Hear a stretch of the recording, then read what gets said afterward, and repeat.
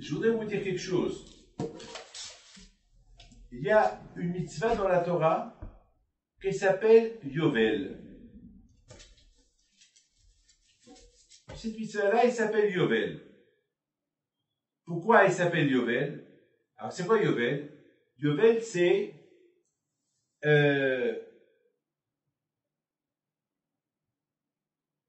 sept fois multiplié par 7, ça fait combien? 49. 49 ans. Hachem, il veut que celui qui a les terres en Israël, beaucoup de fois, ça arrive, il y a des gens qui ont besoin d'argent. Qu'est-ce qu'ils font? Ils vendent la terre. Ils la vendent. Parce qu'ils ont besoin d'argent. Alors, quand il a fait que, après 49 ans, il y a le Yovel.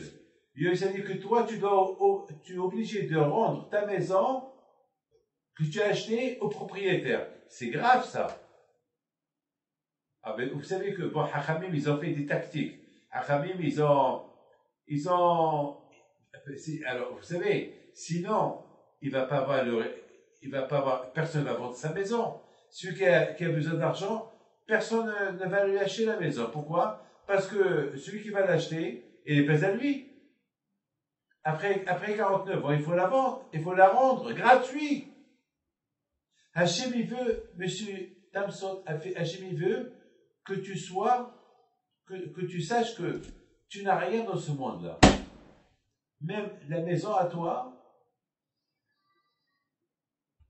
que tu as achetée, il faut que tu la rends au propriétaire. Mais alors, personne ne va faire du hesed. Je vois quelqu'un qui est en train de crever, il veut vendre sa maison, et il ne va pas l'acheter chez lui. Pourquoi? Parce que c'est à cause du Yovel. Le Yovel, c'est une mitzvah qui est dure à accomplir. Alors personne ne va vendre sa maison. Alors pourquoi? C'est quoi le secret de Yovel? Pourquoi? À tel point que la Gemara dit que c'est écrit dans la Torah que après 7 Shemitah, ça veut dire, on compte une fois qu'on a fait 7 Shemitah, ça veut dire après 7 Shemitah, c'est le Yovel. Et à Kippour, le Kohen, il va sonner le chauffard. C'est Yovel. Oh, Yovel. Chacun doit rendre la maison qu'il a achetée. Pour vous dire, par contre, que le chauffard, il fait peur, ça veut dire que c'est grave. Si tu rends pas la maison, c'est grave. Tu es en train de transgresser la mitzvah. Pourquoi? C'est dur le Yovel. Pourquoi Hachem il veut qu'il y ait le Yovel? Ben, Hachem il veut que les Juifs, lorsqu'ils sont entrés en Israël, Akash Baruch Hu, il a donné à chaque famille une terre. Il n'y avait pas de famille qui n'avait pas de terre. Akash Baruch Hu, il veut que cette terre-là, elle appartient tout le temps à cette famille-là.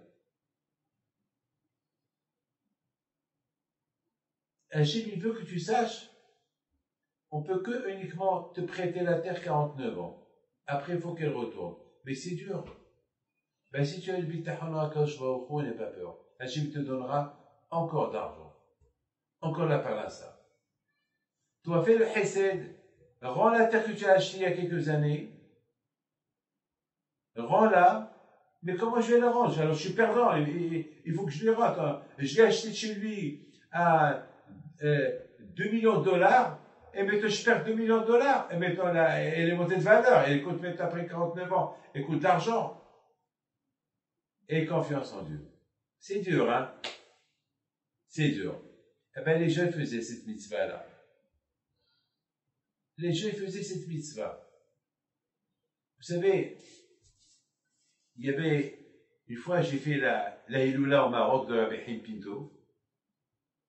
Il y avait 2 messieurs. Ils ont acheté tous les bougies. Ils ont acheté la ptiha.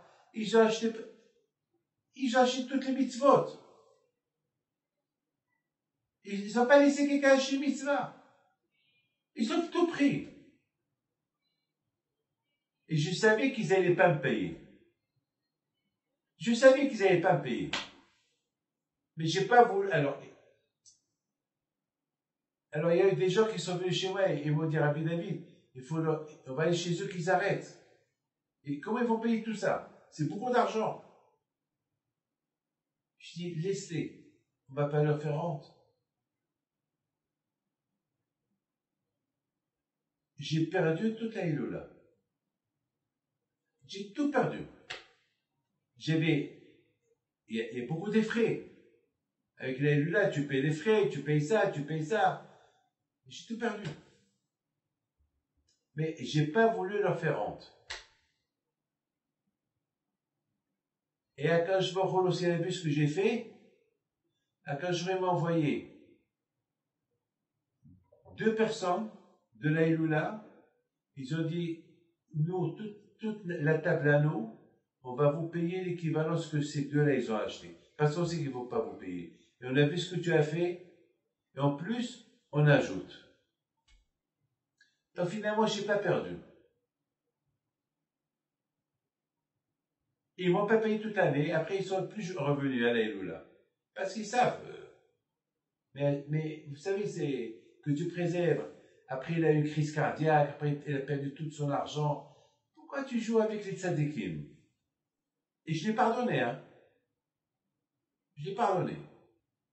Mais pourquoi je raconte tout ça? La mitzvah de la Shemitah et la mitzvah de Yovel, et la mitzvah du Shabbat. Regardez, on a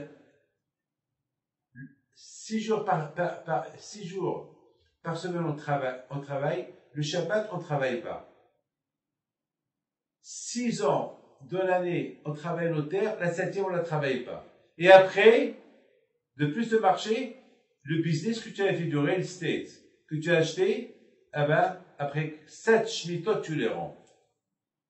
Toujours il y a 7, 7, 7. Toujours on voit le chiffre 7.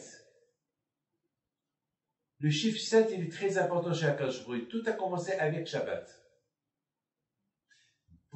À propos de la Shemitah, la Torah dit Vitsiviti Dvekati. La Torah dit que celui qui fait la Shemitah, il a ma bracha. Akadosh Baruch Hu, il a promis la bracha. Vitsiviti Dvekati. C'est vrai que le monde, il est naturel, il y a la nature. Mais dans la nature, il y a le miracle. Comme il dit Rav Dessler, tu plantes. Si par exemple, on vient chez toi, on te dit, j'ai vu des morts qui poussent de la terre. Tu vas croire. Personne ne va croire. Mais au fait, on a vu des tiges. On plante un grain. Le grain, il est mort, et ce grain-là, après, il pousse, il y a une tige, il y a les épines. C'est comme un mort qui pousse. Dans la mort, dans la nature, il y a ce qu'on appelle, dans le Théba, dans la nature, il y a ce qu'on appelle le miracle. Toi, fais ce que Hachem te dit de faire, rends le naturel, fais Shabbat, fais Shemitah, fais Yovel, tu verras le miracle.